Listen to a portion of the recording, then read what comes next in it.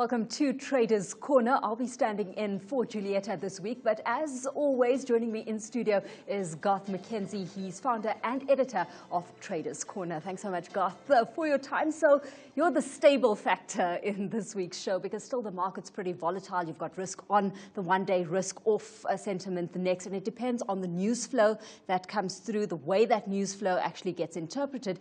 Give us the big picture as you see it when it comes to the top 40 right now. Yeah, hi, Alicia. It's good to see you again. I've got the chart of the top 40 up on the screen at the moment, and this is a chart that I've gone over many, many times for the viewers over the last couple of months. The reality is that in the last month or two, not a whole lot has really changed on this chart. We've been bouncing along off of a support level at 41,500, and you can see that support level there. It's a lateral support level. It joins all the low points that we've seen on the market for the last 2 years or so. And the market's bounced up and down off that level many, many times during the last 2 years. At the moment, we seem to have bounced off it in mid-January, and we have been moving up. I'm not quite sure what that is that's forming at the moment. It looks to me like it could be in the early stages of a potential bear flag pattern forming. And if that is the case, then it could potentially point to a move to the downside. My thesis all along has been that I suspect we will ultimately see this 41,500 level broken to the downside. And we are positioned that way for the portfolio as things stand. So being this as it is, I suspect that this consolidation that we're seeing right now above 41,500 without a meaningful rally to the upside could very well be potentially setting us up for another leg to the downside. Let's hone in on the top 6 stocks then and the role that they're playing in all of this, because they are for the most part rand hedges or currency sensitive stocks, so to speak, and all leveraging so far off the rand weakness that's filtered through. But I mean, moving forward, certainly this week we've seen a little bit of strength come through. Well, that's right, and that's what I really want to talk about this week on the show, is to actually look at the market in the context of the rand and what the rand dollar and the rand pound exchange rates are doing. Now, the slide that I've got up on the screen at the moment shows the top 20 stocks in the top 40. Now, I know the writing there is incredibly small, so what I really want to do is hone in on the top 6, as you mentioned, and I've actually expanded those so that the viewers can see that slide more carefully. And this is it's taken off the satrix.co.za website today. They do supply an updated weighting of each of the top 40 stocks with their Satrix 40 product. So it's quite a useful place to look to get the weightings, the current weightings of each of the stocks that constitute the top 40 index. Now, what you can see there is that those 6 shares that form the biggest weighting of the top 40, SAB Miller, Naspers, Richemont, BHP Billiton, British American Tobacco, and Sasol, those 6 shares together account for more than 53% of the weighting of the top 40 index.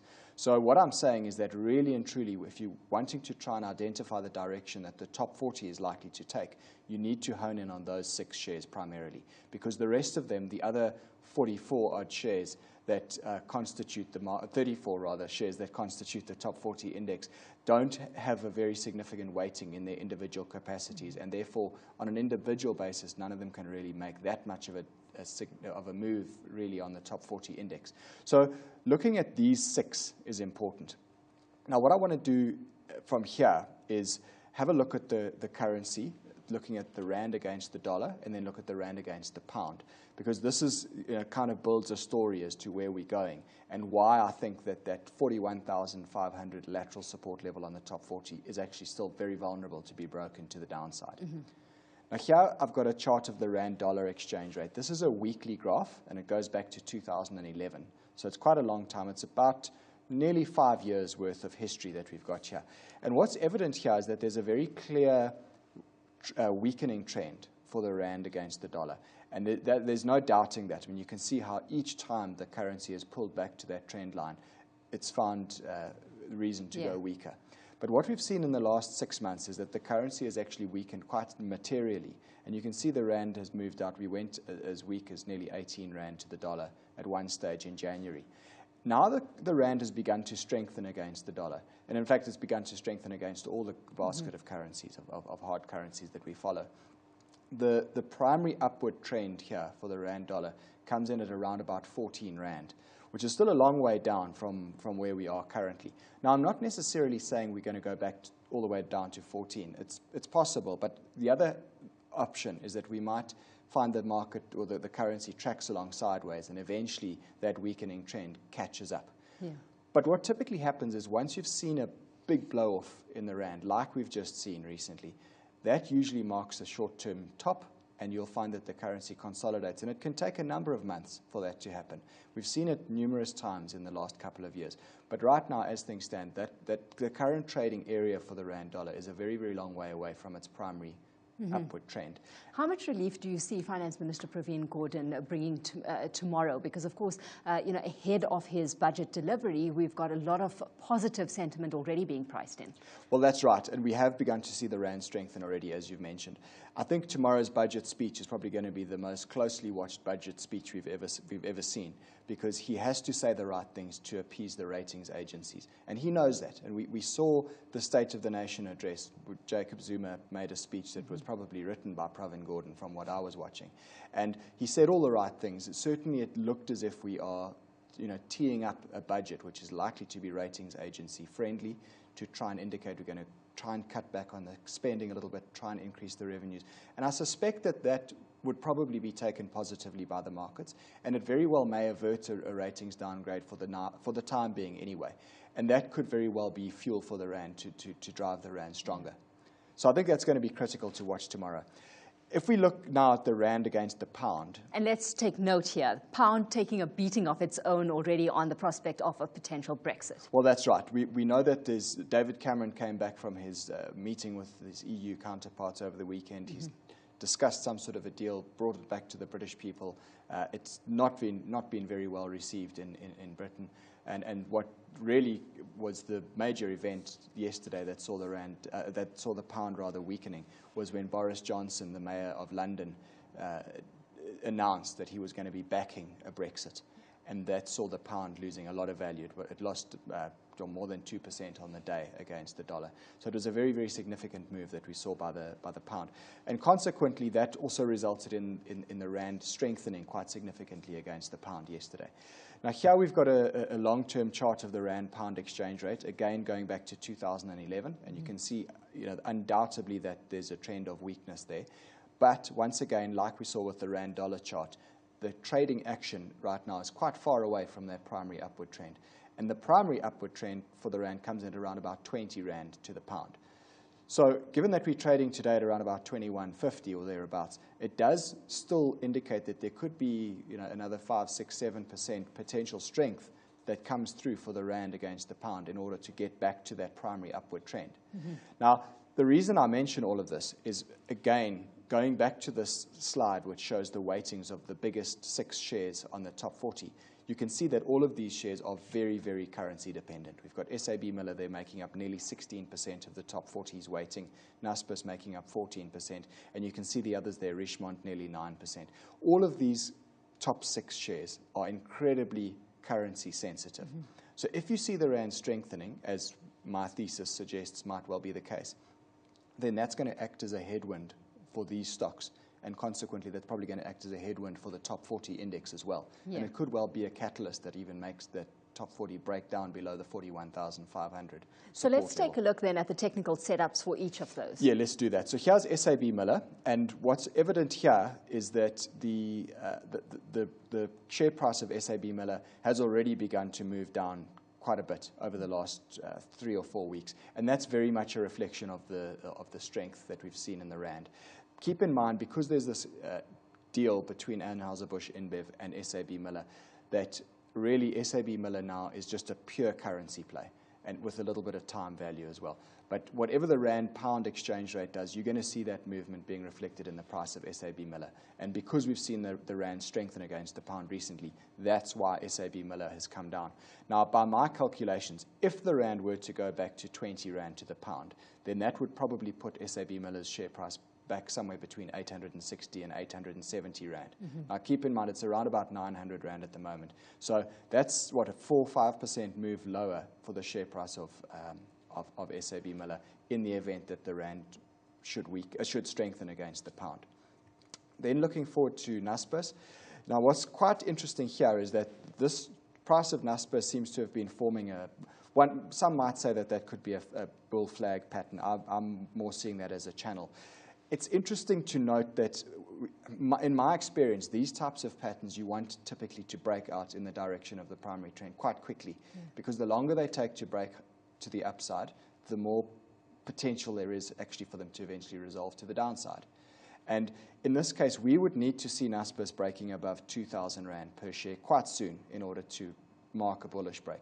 If it doesn't happen, then I suspect we're going down to 1,500 Rand a share here. Okay.